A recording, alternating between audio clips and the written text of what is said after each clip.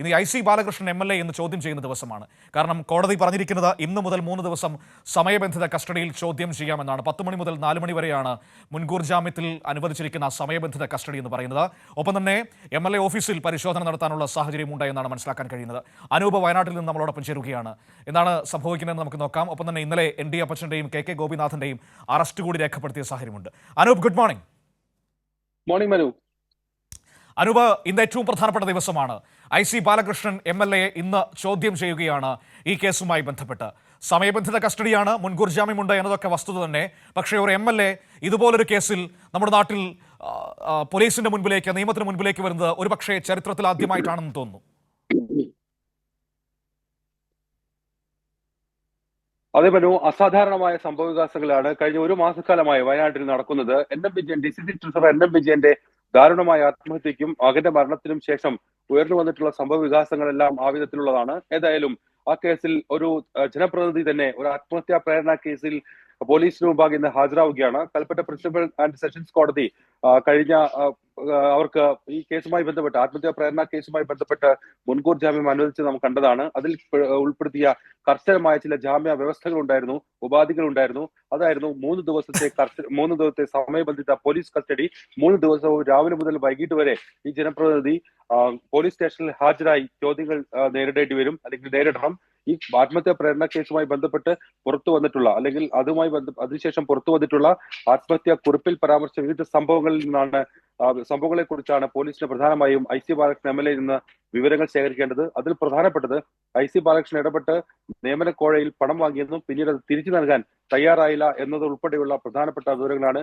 ഒരു DCC ട്രഷററാണ് ഈ വിധത്തിൽ കണക്കുകൾ രേഖപ്പെടുത്തിക്കൊണ്ടുള്ള ഒരു ആത്മഹത്യാ കുറിപ്പ് തയ്യാറാക്കിയത് എന്ന് നാം കണ്ടതാണ്. ഏതായാലും ആ ആത്മഹത്യാ കുറിപ്പിൽ പരാമർശിച്ച സ്ഥലമിടപാടുകൾ, പണം വാങ്ങി തിരികെ നൽകാത്ത സാഹചര്യം, നിയമന അഴിമതി, അതോടൊപ്പം വിവിധ നിയമനങ്ങൾക്ക് നൽകിയ ശുപാർശകൾ, ഇങ്ങനെ ഈ കേസുമായി ബന്ധപ്പെട്ട് ആദ്യം മുതൽ ഉയർന്നു വന്നിട്ടുള്ള വിവിധ ആരോപണങ്ങളിൽ, ആക്ഷേപങ്ങളിൽ, തെളിവുകളിൽ, രേഖകളിലെല്ലാം തന്നെ IC ബാലകൃഷ്ണനിൽ നിന്ന് വിശദാംശങ്ങൾ പോലീസിന് തേടേണ്ടതുണ്ട്. ഏറ്റവും അനിവാര്യമായ ഒരു ഘട്ടത്തിലായിരുന്നു ഈ കേസുമായി ബന്ധപ്പെട്ട് IC ബാലകൃഷ്ണനെ കസ്റ്റഡിയിൽ എടുത്ത് ചോദ്യം ചെയ്യേണ്ട ഒരു അനിവാര്യമായ ഘട്ടത്തിലായിരുന്നു അവർ മുൻകൂർ ജാമ്യാപേക്ഷയുമായി കോടതിയെ സമീപിച്ചത്. ഏതായാലും ഒരു ജനപ്രതിനിധി എന്ന നിലയിലും ആ ഒരു ഇളവ് നൽകിക്കൊണ്ട് മുൻകൂർ ജാമ്യം അനുവദിക്കുകയായിരുന്നു കോടതി ചെയ്തത്. എങ്കിലും കർശനമായ ഉപാധികൾ അതിൽ ഉൾപ്പെടുത്തി. അതിൽ പ്രധാനപ്പെട്ടത് ഇതായിരുന്നു. ഏതായാലും ആ ദിവസം ഇന്നാണ്. ഇന്നു മുതൽ 3 ദിവസം തുടർച്ചയായി IC ബാലകൃഷ്ണൻ MLA അന്വേഷണ സംഘത്തിന് മുന്നിൽ ഹാജരാവും. കസ്റ്റഡിയിൽ, അതായത് സമയബന്ധിത കസ്റ്റഡിയിൽ ഹാജരായി പോലീസ് ഇദ്ദേഹത്തെ ചോദ്യം ചെയ്യും. അതോടൊപ്പം ഈ തെളിവ് ശേഖരണവും മറ്റും ഈ ദിവസങ്ങളിൽ നടക്കും എന്നാണ് നാം മനസ്സിലാക്കുന്നത്.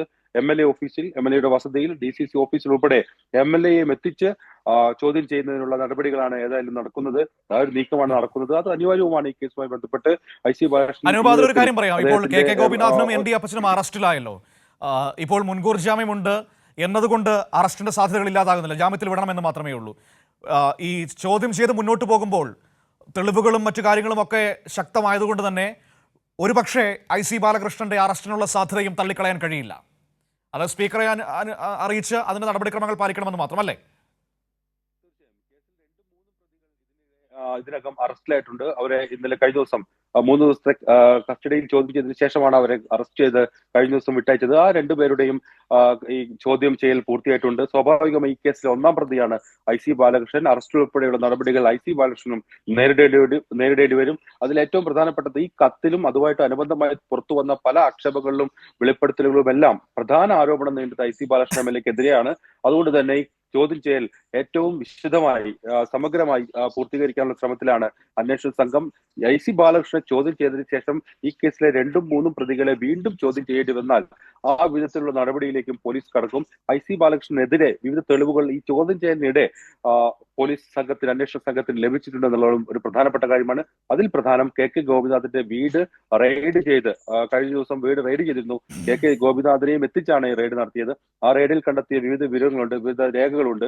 പ്രത്യേകിച്ച് അതിൽ IC ബാലകൃഷ്ണനുമായുള്ള സാമ്പത്തിക ഇടപാടുകളാണ് പ്രധാനമായും ഉള്ളത്. അത് ഒരാളല്ല, ഒന്നിൽ കൂടുതൽ പേർ നടത്തിയിട്ടുള്ള വിവിധ സാമ്പത്തിക ഇടപാടുകൾ സംബന്ധിച്ചുള്ള വിശദമായ രേഖകൾ KK ഗോപിനാഥിന്റെ, അതായത് ഈ മുൻ ബാങ്ക് പ്രസിഡന്റും ഈ ഗ്രാമവികസന ബാങ്കിന്റെ പ്രസിഡന്റും ഒക്കെ ആയിരുന്നിട്ടുള്ള ആളാണ് മുൻ കോൺഗ്രസ് നേതാവാണ് കെ ഗോപിനാഥൻ. അദ്ദേഹത്തിന്റെ വസതികൾ റെയ്ഡ് ചെയ്ത് ഈ രേഖകളെല്ലാം പോലീസ് പിടിച്ചെടുക്കുന്ന ഒരു സാഹചര്യം ഉണ്ടായിരുന്നു. ആ രേഖകളുടെ കൂടി അടിസ്ഥാനത്തിലായിരിക്കും IC ബാലകൃഷ്ണനെ ചോദ്യം ചെയ്യുക. ഏതായാലും വിശദമായ ഒരു ചോദ്യം ചെയ്യലിനാണ് ബത്തേരി ഡിവൈഎസ്പി കെ അബ്ദുൾ ഷരീഫിന്റെ നേതൃത്വത്തിലുള്ള അന്വേഷണ സംഘം, ക്രൈംബ്രാഞ്ച് പോലീസ് അന്വേഷണ സംഘം ഒരുങ്ങുന്നത്. അത് ഇന്ന് രാവിലെ 10 മണി മുതൽ വൈകിട്ട് 4 മണി വരെ നീളും. ഇതിനിടെയായിരിക്കും തെളിവെടുപ്പും മറ്റ് സംഭവങ്ങളുമെല്ലാം. ഏതായാലും ഇതാണ് കേസിന്റെ ഏറ്റവും പുതിയൊരു പശ്ചാത്തലം. ഇന്ന് ഈ IC ബാലകൃഷ്ണൻ MLA അന്വേഷണ സംഘത്തിന് മുന്നിൽ ചോദ്യങ്ങളെ നേരിടാൻ എത്തുകയാണ്. ഇന്ന് ഹാജരാവണം എന്നത് പോലീസ് നിർദ്ദേശിച്ചിരുന്നു അദ്ദേഹത്തോട്. നിയമസഭാ സമ്മേളനം നടക്കുന്ന ഒരു സമയമായതുകൊണ്ട് കഴിഞ്ഞ തിങ്കൾ മുതൽ ശനി വരെയുള്ള ഏതെങ്കിലും ദിവസങ്ങളിലായിരിക്കണം ഹാജരാകേണ്ടത് എന്ന് കോടതി നിർദ്ദേശിച്ചിരുന്നു. അതിൽ ഇന്നു മുതൽ ശനിയാഴ്ച വരെയുള്ള ദിവസങ്ങളാണ് അദ്ദേഹത്തിന് ലഭിച്ചിരിക്കുന്നത്.